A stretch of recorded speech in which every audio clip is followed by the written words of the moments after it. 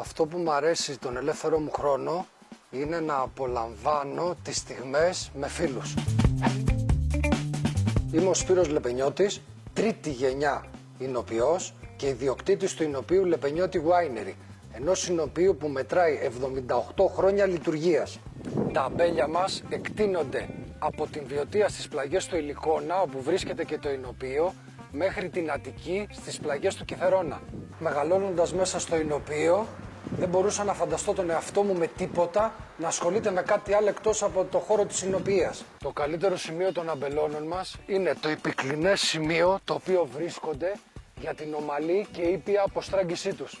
Αυτό που μου αρέσει στο κρασί μου περισσότερο είναι η συνταγή που περνάει από γενιά σε γενιά, εξελίσσοντάς την κάθε χρόνο όλο και περισσότερο. Αυτό που μου αρέσει περισσότερο απ' όλα στη δουλειά μου είναι όταν οι κόποι μιας ολόκληρης χρονιάς από το αμπέλι και μέσα στο εινοποιείο καταλήγουν στο μπουκάλι.